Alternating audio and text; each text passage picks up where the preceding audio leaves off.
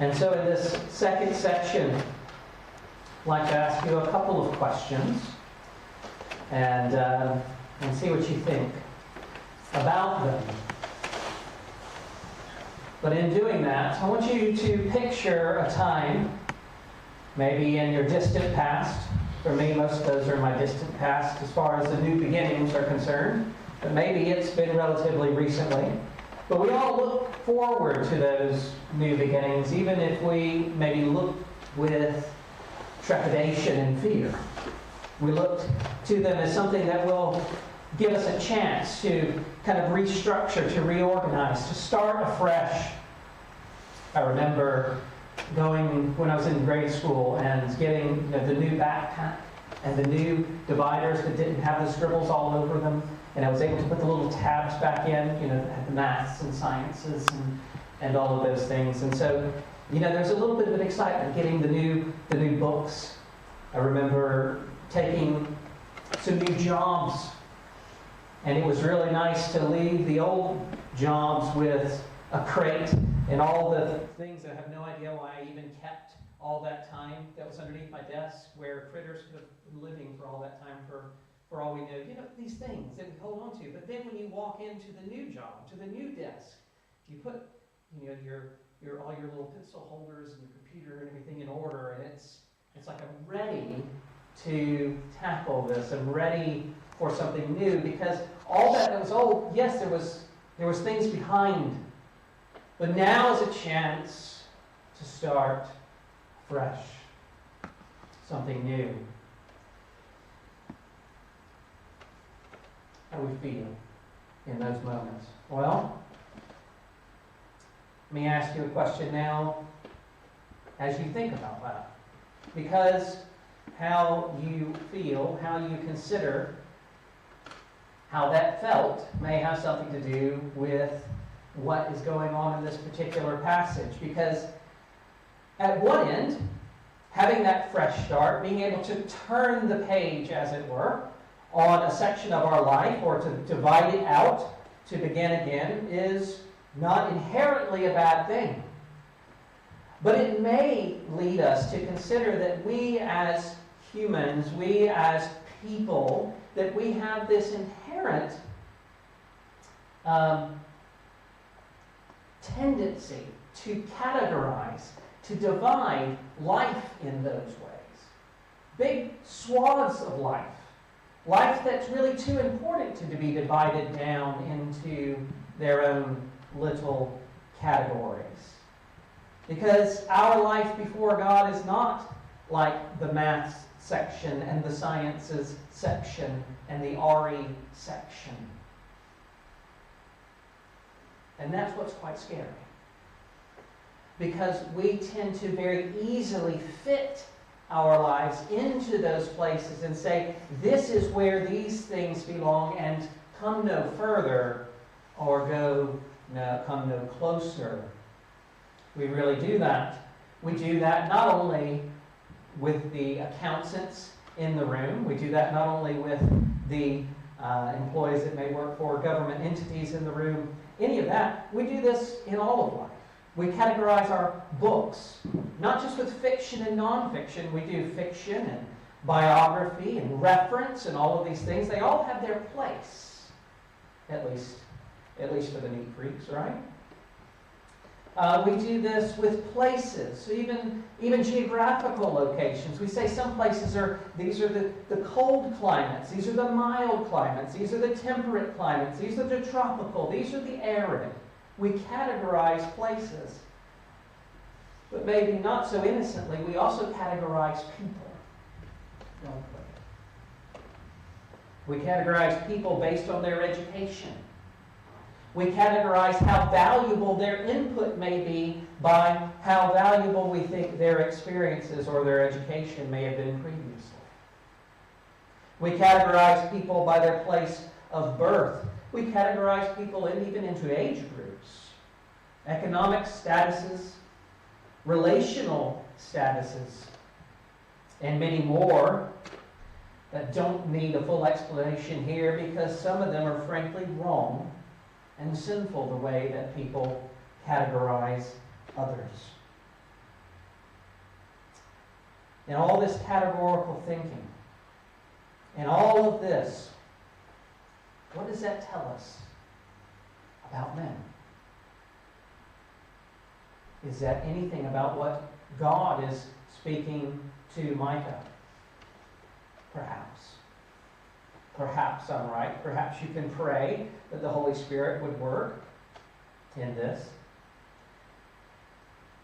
Because this categorization that I've tried to prove to you this evening, that's very much a part of who we are and what we do, it really has no place in the global, the economy in which God deals with the world. This does not appear to be the way that God runs His world. It is just the way that we run our little worlds. What do I mean? Well, I've already looked with you last week at verse 2, and it begins with this very important, highlighted phrase. It sets the tone for what Micah wants us to hear from God's own heart. He says, "Hear, you peoples, all of you." All of you. This is a global all of you. This isn't just the ones in Samaria and Judah at this time. He says, hear, all of you. Hear, you people, all of you. Why does God rule then in that way? Why does He rule with a level hand across the globe on an international scale? On a scale that's far greater than we can comprehend. Why does He rule this way? Isaiah says something that you've heard quite often, but he says that the Lord has told him, "For my thoughts are not your thoughts, neither are your ways my ways." So we find out something fundamental and yet foundational to understanding this passage. God doesn't think like us. He doesn't act like us. And most importantly, into the way that I can bring this word and expound it into, I believe, what we need to hear tonight. His justice is not executed in the way that we would expect. And that's going to be a focus for us in this particular section. Because God is wholly other. Wholly other. He doesn't fit into our little categories, into our binders. He will not reside there. He is all-wise. He is all-knowing. He cannot be contained, even if we wanted Him to be, in the pages. He is good and He is just. He does not only contain justice, but in chapter 3, he says, considering all that Micah has written, he says that he declares justice. And I put it in a term that may seem a bit more shocking, but I think it comes closer to the meaning. He makes justice. Do you see the difference there? He makes it when there is none even to be found. Let me put it to you in a way that I was taught. So you have God. Let's say if we were writing on a blackboard, we had the word God, and then underneath His name, we drew a line. And we said that we have God, and then we have a line, and then underneath God is everything else. We fall in the everything else category. Our lives and all the people in this world who have ever existed, all the creation, is in the everything else. He alone is above a hard line. Only He belongs there. Do you know why verse 5 begins with the words, all this for? All this for the transgression of Jacob? It is because those who had heard God's law, those who were to be His servants, those who were called to be His people, but those who had also transgressed the law that they had heard, do you know what they did? And that's why the all this. What they had done is they had taken what belonged underneath the hard line, the everything else below God, and they had put that above the line where He only belongs. They had taken created things. They had taken the life and the world and the precious commodities that they had in this time, specifically talking about those things that were going on in Samaria, the idolatry that was happening there, and they had placed it in His throne, in His place. And so He says, all this for the transgression of Jacob and for the sins of the house of Israel. God has been stirred up because of the transgression that has happened in Israel. And God is saying here, I see the categories that you have made. I see where I have been relegated. I see where my holy places have been defamed. I will not be categorized. And if we seek to make our own God as the one who stays where we put Him, you realize that, right? In Samaria, what is being spoken about here, which was the capital city, the primary city in the northern kingdom of Israel. And so after the time of David and Solomon, you know the story. There was a split. And the northern and the southern kingdom of Israel were divided. The southern kingdom was called Judah. The northern kingdom and its place was called Samaria. And so there was this great city that was built there, a very fortified city. Omri, Ahab. It was a great and mighty place. But what they did was they did the same things, the same kinds of things that we tend to do when we make idols in our own lives. Because what they did is they treated God as someone whom they could set where they wanted.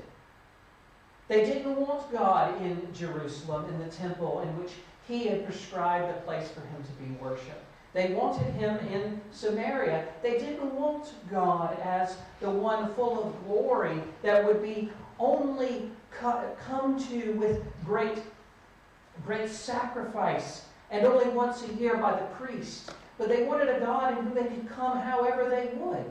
A God that could be represented by golden calves. A God who could be represented by creeping things. A God who could be given whatever they wanted to give. A God who would not only give them blessing, but a God who would also sing their praises because of the way in which they lived. This was the religious climate that was going on, and that's why the cry is going up to heaven against this transgression. Because they wanted a God that worked on their schedule. They wanted a God that they chose.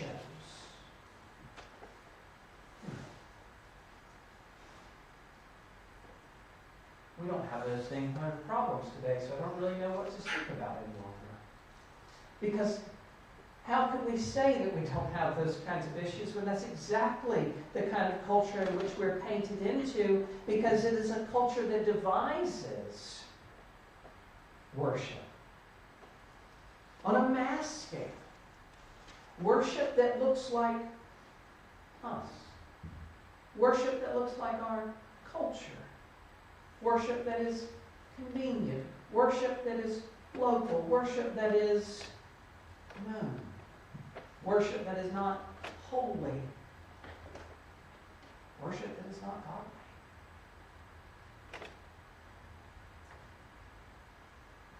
So what are we to say? Well, in verse 5, it does get a little interesting and give you a little context. It says, all this for the transgression of Jacob. When you think of, and you hear transgression of Jacob, you think of Judah, don't you? You think of Judah, the southern kingdom, because quite often Judah's southern kingdom is related to its patriarchs, Abraham, Isaac, and Jacob. Well, in Micah's prophecy, Jacob is the northern kingdom. So until we get further along, Jacob, northern kingdom. Good? All right. Second half of that verse, you'll need to know this place as well. A high place, that's associated with the southern kingdom of Judah. So the high place that we would normally associate with the worship going on in the northern kingdom is actually associated with Judah here. And it says that this coming of the Lord, this judgment, is going to come all the way to Judah's gates. But of Israel, she shall be completely destroyed. So that takes us now, continuing on through the rest of these verses. It says in verse 6, therefore I will make Samaria a heap in the open country, a place for planting vineyards. Wish I could say planting vineyards just like you do, but I can't. Samaria was the seat of the northern kingdom, as I mentioned, but it says that it's going to be a heap or a waste in an open country.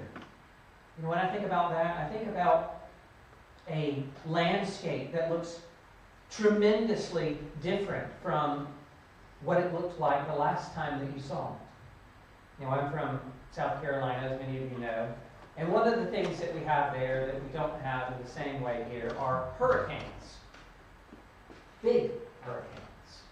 And so, quite often, before the hurricane, you'll get this picture of the beach and the houses up on stilts and the palm trees.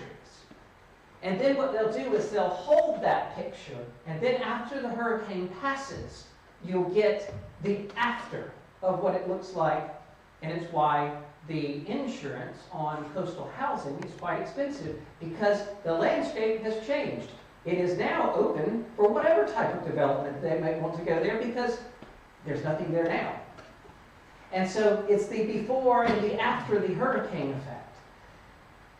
This is what's going to happen to Samaria. Samaria was a mighty city, one of the biggest in the region at this time because of the building projects of, like I said, two of the kings. Even during the Assyrian occupation and conquest, it took them 3 years to take the keep of the city. It was a massive fortress. And yet it says it's like a heap, it's like a waste. The boulders just rolled into the valleys and it became a level place. That is how severe God's judgment shall be upon those who seek to place Him, to dethrone Him, to place their gods in front of Him. God has done this in numerous times past, you know. In our home group studies, we read Sodom and Gomorrah. Sodom and Gomorrah, this isn't God just picking and choosing. This is God saying, my holiness and my justice shall come.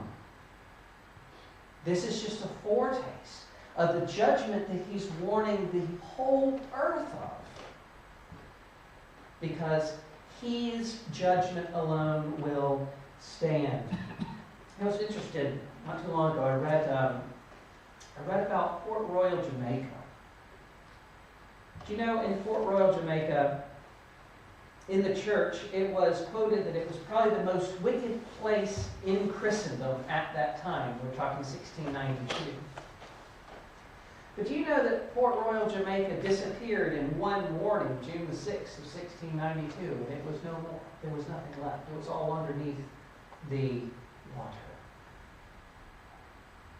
Just food for thought. One earthquake. Long. And Micah, as we're speaking here, as we've been working through his prophecy, we see that he is like that early warning, that he comes to his people and saying, you have sinned against your God. This is severe. Because your idols have taken his place. And he will show, because of his own justice, he will show where his place truly is and deserves to be. It is that severe. And so Micah highlights that God alone can truly bring justice to the nations, and he truly will.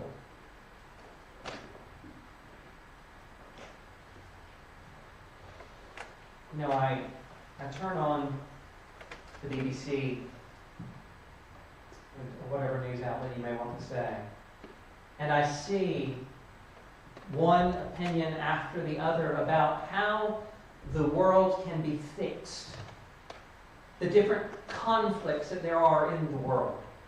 What is the answer to Israel and Gaza? What is the answer to Ukraine? Will it continue to roll on like this? What if there's a ceasefire? Will peace come? Will justice rule? Or will injustice continue to stamp out its path? Even in the great conflicts of times past, has justice really ever been done?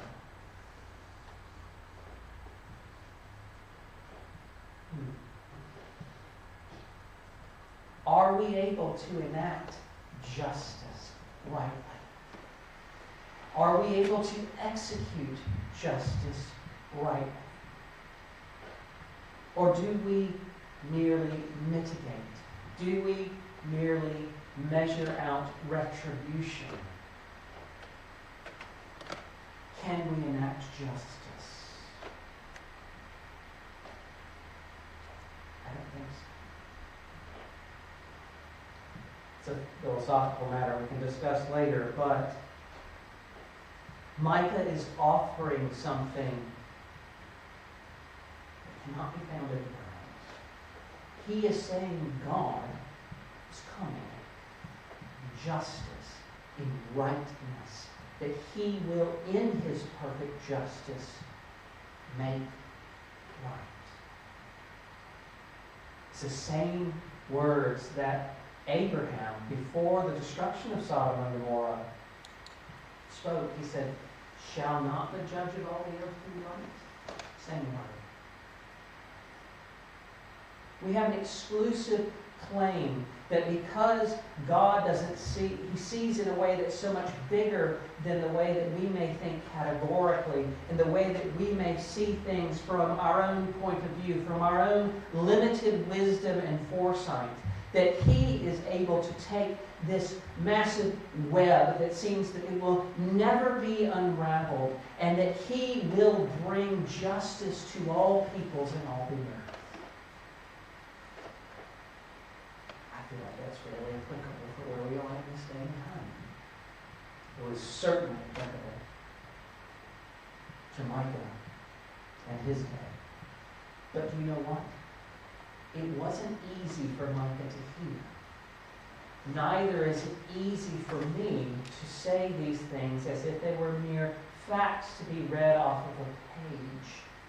Because I am not worthy to utter these kinds of things.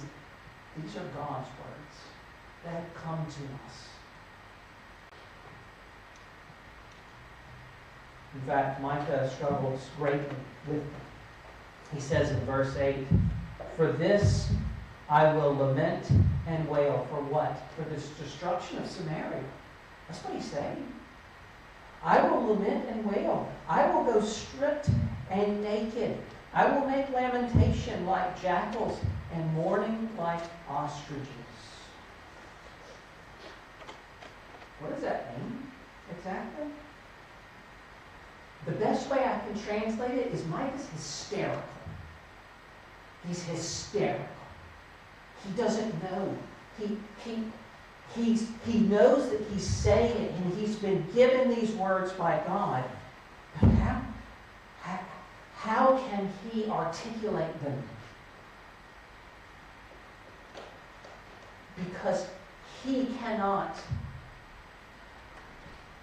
articulate the justice that God is marching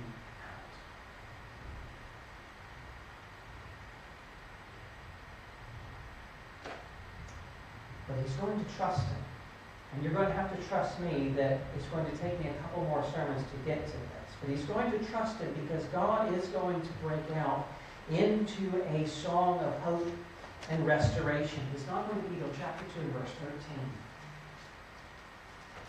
But it's going to be absolutely beautiful because it is the Lord God who wraps all things to his own marvelous ends and can truly make justice into peace on earth.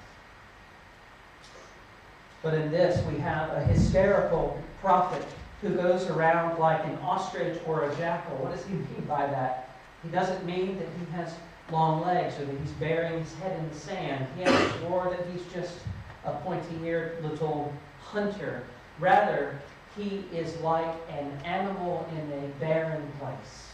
He feels very alone, is what he means in this.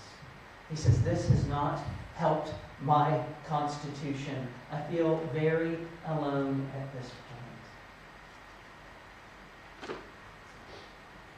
But as we finish up, he says that what is going to happen? What is going to be the payout for God coming in justice? What is going to be accomplished?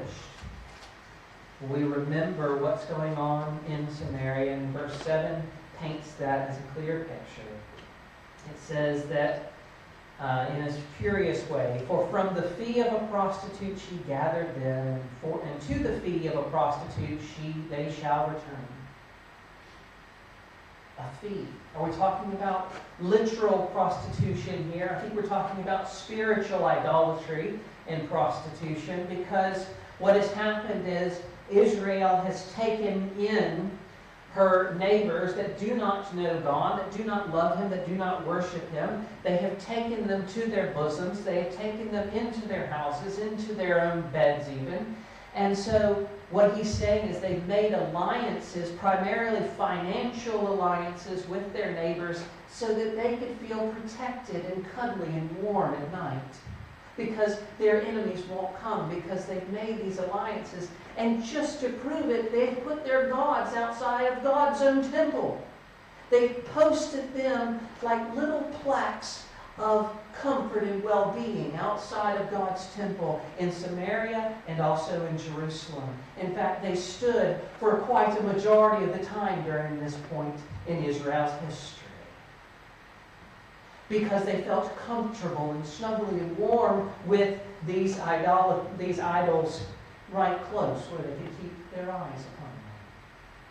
Because that's where we tend to keep our idols, is we can tend to keep them very close. In fact, many people can't even see what our idols are because we keep them so close. And that's why the prophets tend to relate them to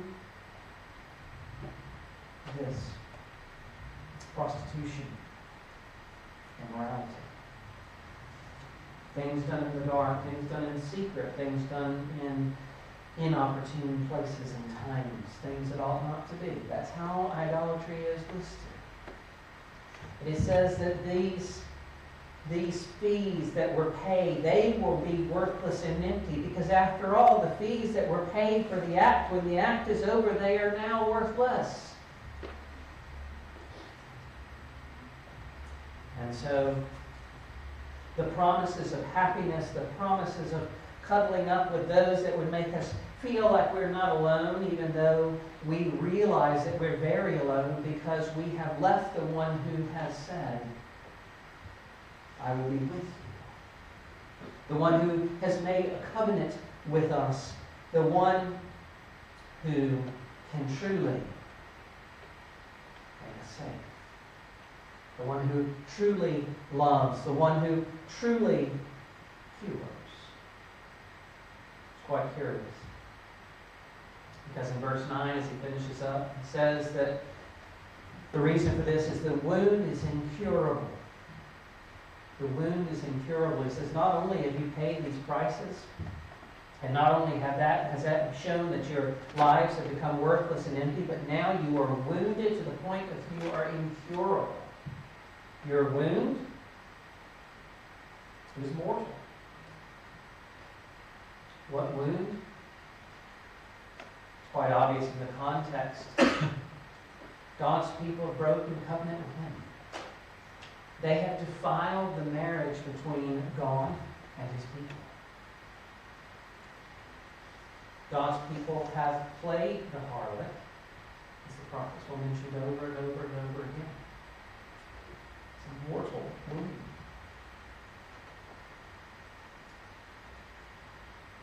And so, again, we have a hysterical prophet because he realizes, what hope is there in this? What hope is there to be said from now on? What can I do? What can I say? Because from verse 10 on, he's just going to say, all right, Samaria, we've spoken about you. Now let's talk about Judah. He's going to continue to proclaim that there is no hope, but there is one who's coming in justice, and his justice will be perfectly executed, and transgression will be wiped away. Because the ground that was meant to be a place where he is worshipped, a place where he dwells, a place where his holy habitation is to be stood, is standing. That place is going to be wiped clean so that that land may again be a place of his presence, of his people, of his goodness. But the hysterical prophet, seeing the hopelessness, he basically makes himself a shameful person. He makes himself as one who is wild. He's one who removes his outer garment, even tears it. He is one that stripped all that was valuable to show that he was invaluable. He was one who lamented and wailed to show, Father, have mercy. This is too much. This is too great for me to bear. And so as I finish, I want to show you one other.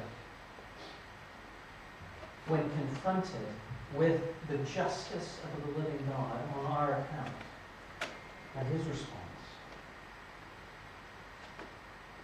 And it says in Isaiah chapter 53, verse 3, this one saying he was one who was despised and rejected by men, a man of sorrows, acquainted with grief. And as one from whom men hide their faces, he was despised, and we esteemed him not. Surely he has borne our griefs and carried our sorrows, and we esteemed him stricken, smitten by God, and afflicted. But he was pierced for our transgression. He was crushed for our iniquities. And upon him was the chastisement that brought us peace. And with his wounds we are healed.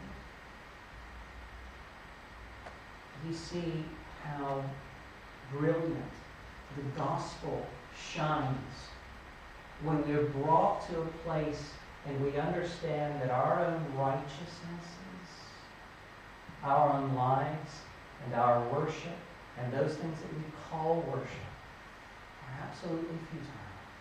The only thing that will remain is God's perfect justice that he sets up.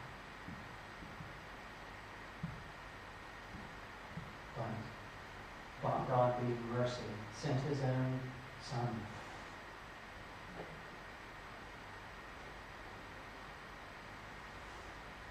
And so he, taking on our unworthiness, He justly paid. He justly was pierced, crushed, and the chastisement that he bore brought us peace. With his wounds we have been healed.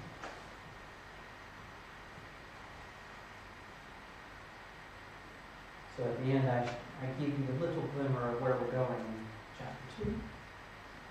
But please bear with me a little bit longer through chapter 1, because I know there's so much that we can understand about the greatness, the justice of our God, and how much brighter and lovelier is Jesus Christ in the face of what he has done and what he will do in the world. Let's pray.